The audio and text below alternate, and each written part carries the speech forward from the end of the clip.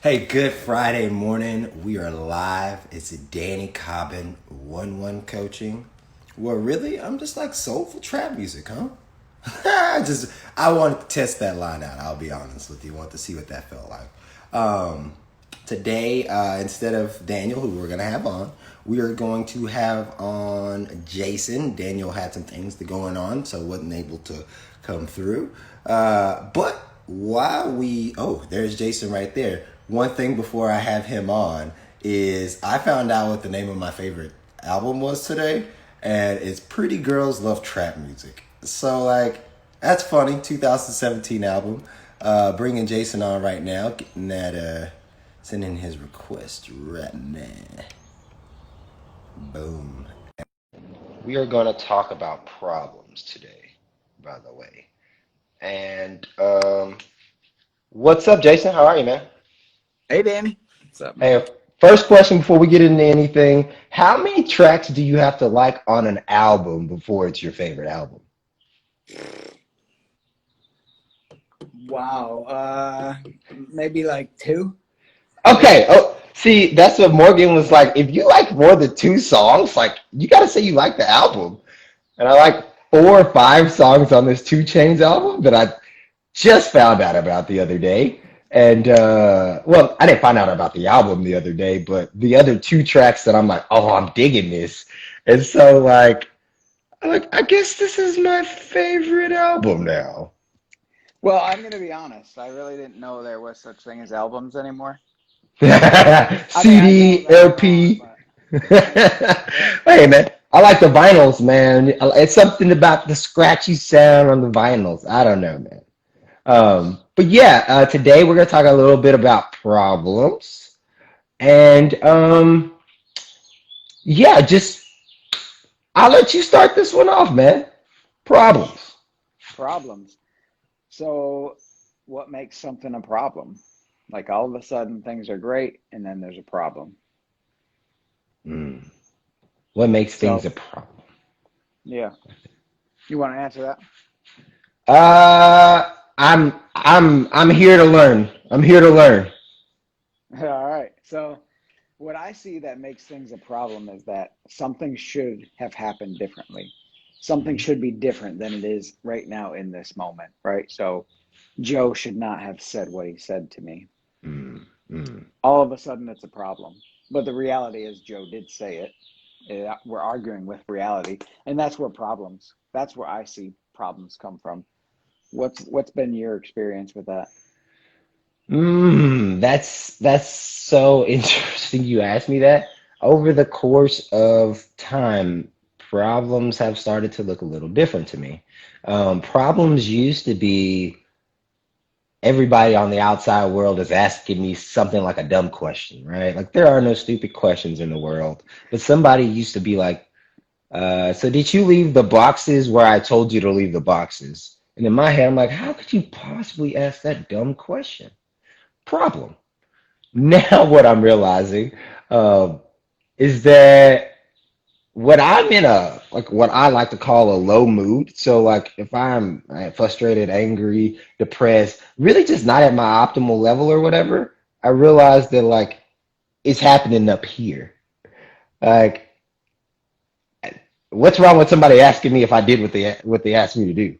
Nothing at all. So like the growth in where I see problems has been outside versus inside. The problem's no longer to me outside, it's now inside of me. Yeah, and I think it's helpful to look at the problem, right? Like, God, why is this person asking me this question, right? It's not that they're asking me the question that's what's bothering me. It's that I'm mistakenly believing that they shouldn't ask me a question. Mm. Like, then when I can see it at that level, it's like, well, how ridiculous is that? Like, this person is asking me for some reason. I probably could not tell you why they're asking me, but for some reason it looks real to them to ask. So I can either focus on how they shouldn't, which is just something that's made up, and then suffer because of it, not seeing I've now done this to myself, or I can just answer the question, you know? Man, that's it's been so freeing to do just that, to just answer the question instead of having all the mental weight of why did they do this? How come that happened? And that really transfers to every aspect of life so far. Um, I know you talk a lot about the dent in the car, right? Like, if is there a dent in my car? Did somebody dent it?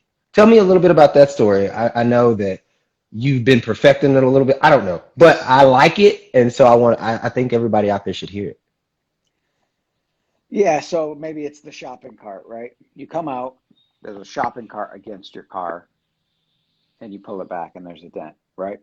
In that moment, we can focus on the underlying belief that cars should not get dented. But how ridiculous is that, right? It's in the nature of a car to get dented. That's the business of driving a car, is to get dented. So, no problem. I mean, I wouldn't have chosen that, right? I tried to park out a little further. I tried to go to a safe spot. Car got dented. At this point, I can either fix it or not fix it, right? Still not a problem. I either just Mm-hmm. choose to fix it or I don't. And Mm. maybe I can learn something from that, right? Like, okay, yeah, I guess it wasn't such a good idea to park next to the cart collector, where people just zing them across the parking lot, hoping to get it in the in the thing. I got it. Oh man, so that brings up a lot for me. But before I talk about how like some of the things that I see in that, is there another example that you have that may like hit people in a different way? In case people don't drive cars. Well, I don't know. I was playing with this thing this morning, right? So I was like, hey, have you ever gotten mad at somebody for eating spaghetti? Right? It's got to be something that's ridiculous.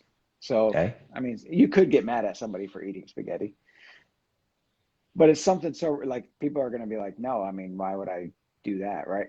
But if it occurred to them that this person shouldn't have been eating spaghetti and the thought looked true, then they would be mad at them for something like that, right? So, Mm. did you get mad because your car got smashed?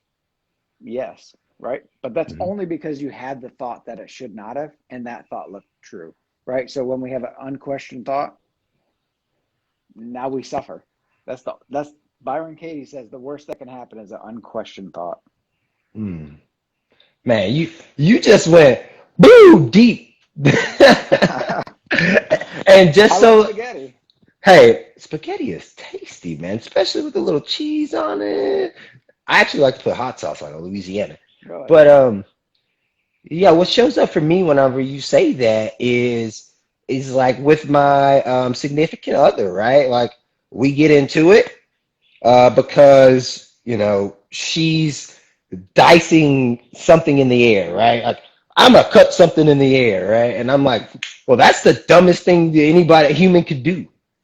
Well, that's because I think she shouldn't be, and humans shouldn't be doing that. But really, like, it's her life, it's her world. If she learns that if she thinks this is the best way to do it, she cuts herself, whatever, she gonna learn, hey, let me do it a different way. But that's not on me to be so worried about what she's doing. So like it's robbing me of my inner peace, my inner self, my center zone whenever I'm like, somebody shouldn't be doing this. That kind of sort of the same thing that we're speaking about here. Well, I think that's an interesting one, and one that you and I haven't explored yet is like, okay, yes, people can do whatever they want, but there's a safety aspect, right? If I see the cart coming at the car, I'm going to stop the cart. It's not like, well, this is Mm, what the universe wanted, right? yeah. It hasn't happened yet. I'm accepting the fact that the cart is coming toward the car. Oh, cart should not come toward the car. I get so focused on that I don't stop the cart, and now the car is dented, right? So, Oh yeah. whereas I might say, like, hey, watch out, you're going to cut yourself, or you could cut yourself or whatever, right? Bring it to that person's attention, all knowing that that person can do whatever they want. If they choose not to do it at that point, then cool. Yo, that's fascinating because what I hear in that is like I get a choice, right? In that moment to lead with how dumb is that? Or hey, that might be unsafe. And one sounds really compelling. And the other one, it's like, hey, like a little whisper or whatever. And I used to go with the you gotta do it, you know. And Yeah. what you're saying is like when we get the opportunity to notice one way or the other, like why not go with the more peaceful route that may like bring about the change we actually desire? Man, Yeah, I just for saw a lot sure. in that.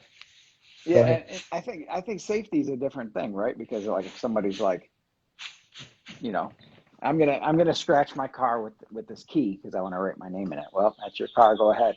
But if they're like, I know I can run across the street before this. I can run across the train tracks before it happens. Like, I don't know. Is that different? I mean, it's safety. So it's like, hey, man, I can't let you do this. Versus like, it's your life. You know, I don't know.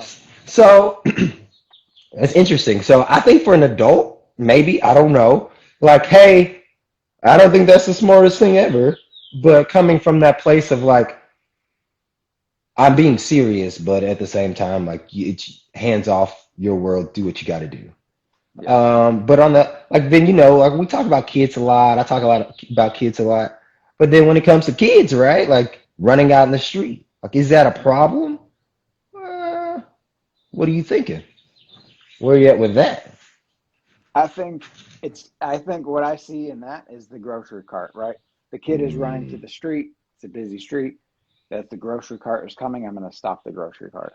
Boom. I like it. I like it. Jason, this has been a beautiful 10 minutes, and I appreciate you stopping in.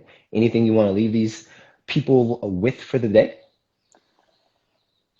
Well, what's coming to me fresh right now is that it's just such a problem for people that this is only 10 minutes. I mean, all this wisdom packed in, you know, people get caught up in this conversation. It's like, oh, yeah, oh my God, this is so cool. And then it's like 10 minutes gone. So I don't know. What can people do in that situation? I guess come back tomorrow, right?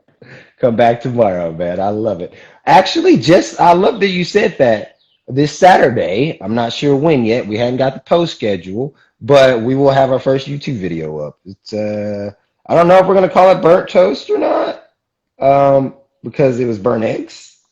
But Mm. it's gonna be a good time. Get that out. I'll make sure to send the link to everybody so that you can go check it out. And Okay. And then I was going to ask you because you're still doing what are you doing with coaching now? Are you still doing the first session free or are you doing introductory oh, lower I'm price sessions or? so happy that you said that. Right now, what I'm doing is I'm doing pay whatever you can. So if you would like a coaching conversation just to help me with my coaching certification, or if you just like the content and you want to chat and see where it can lead you, I'm currently doing sessions for pay what you can because it's COVID, and where's the economy going to be? So if that is something that you're interested in, let me know, DM me, and we will chat. Jason, Sweet. have a good day. You Sounds guys good, out man. there, be more you. Take it easy. Thanks for the invite. Yes, sir.